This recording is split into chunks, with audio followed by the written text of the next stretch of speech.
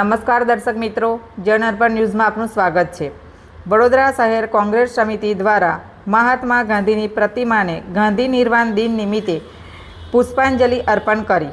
વડોદરા શહેર કોંગ્રેસ સમિતિ દ્વારા આજ રોજ ગાંધી નિર્વાણ દિવસ નિમિત્તે વડોદરાના ગાંધીનગર ગૃહ ખાતે આવેલ મહાત્મા ગાંધીની પ્રતિમાને પુષ્પાંજલિ અર્પણ કરવાનો કાર્યક્રમનું આયોજન કરવામાં આવ્યું, જેમાં મોટી સંખ્યામાં કોંગ્રેસના ચૂંટાયેલા પ્રતિનિધિઓ તેમજ કાર્યકર્તાઓ વિશેષ ઉપસ્થિત રહ્યા હતા।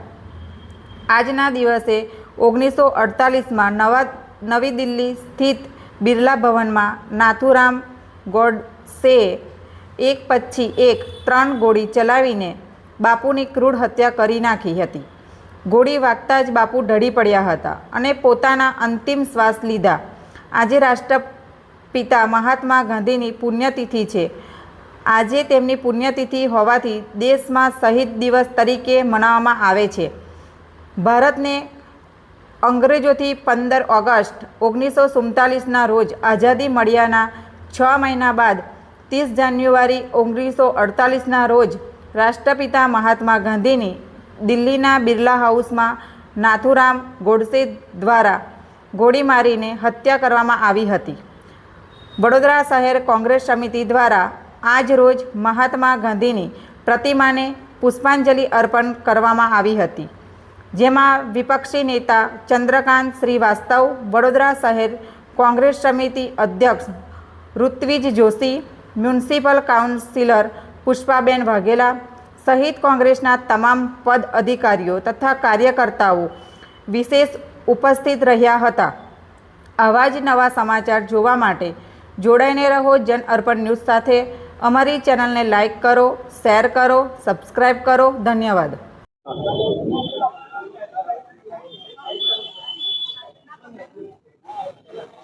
30 જાન્યુઆરી 1948 મહાત્મા ગાંધીની હત્યા કરવામાં આવી હતી, પરંતુ ગાંધીજીના શરીરની હત્યા કરી શક્યા ગાંધી વિચાર આજે પણ જીવે છે।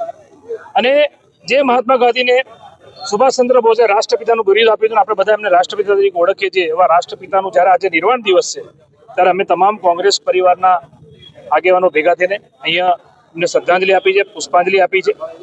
દુઃખ એ વાતનું છે કે આજે વડોદરામાં, ગુજરાતમાં અને દેશમાં બધી જગ્યાએ ભાજપ સત્તામાં છે, પરંતુ આ લોકો જે રીતે આજે ગાંધી વિચારનું અપમાન કર્યું છે, કારણ કે નિર્વાણ દિવસ રાષ્ટ્રપિતાનો છે અને એને તમે ભૂલી ગયા કે જાણીને તમે નથી આવ્યા।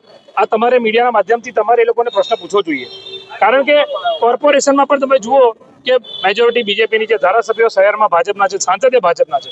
એટલે ગાંધી વિચાર છે, મહાત્મા ગાંધીએ આ અંગ્રેજો સામે આઝાદી લડાઈ લડીને આ દેશને આઝાદી અપાવી, અને જે અંગ્રેજો પાસે શસ્ત્ર સરંજામ, તોપ, બંદૂક બધું હતું, એની સામે સત્ય અને અહિંસાના રસ્તા પર આઝાદી અપાઈ અને આઝાદી મળ્યા બાદ આ દેશમાં બંધારણ બન્યું, લોકશાહીની સ્થાપના થઈ।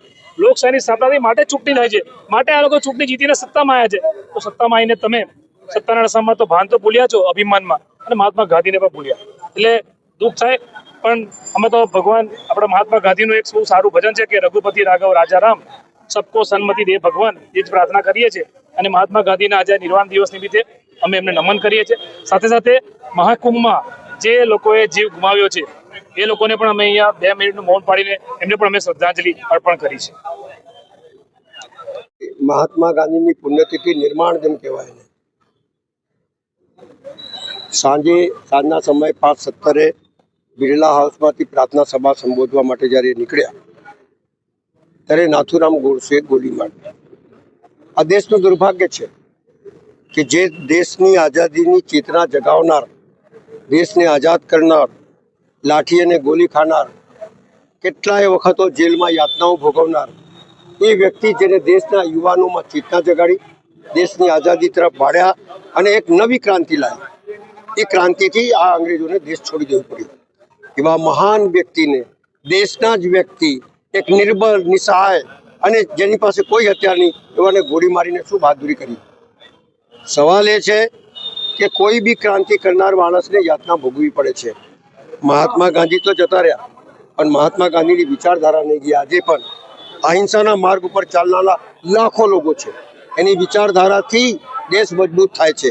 પણ આજના દિવસે જ્યારે નિર્માણ દિવસ હોય, જ્યારે એમની હત્યા થઈ હોય, એ રામના શબ્દોના અંતિમ શ્વાસ લીધા હોય એવાને હું નમન કરું છું અને એમની વિચારધારા લોકો સમજે, જાણે. આજે એની વિચારધારા ખતમ કરવાના લોકો હજારો પ્રયત્ન કરી રહ્યા છે, પણ આ વિચારધારા છે, વિચારધારા કોઈ દિવસ ખતમ થતી નથી. જ્યાં સુધી ભારત છે, જ્યાં સુધી દુનિયા છે, મહાત્મા ગાંધીની વિચારધારા બી ચાલશે અને લોકો મહાત્મા ગાંધીને બી યાદ કરશે. આજના દિવસે હું નમન કરું છું અને એની વિચારધારાને આગળ વધારવા માટે મારાથી જે પ્રયત્નો થશે એ કરતો રહીશ. એ જ મારી અભ્યર્થના છે. જય હિન્દ, જય ભારત.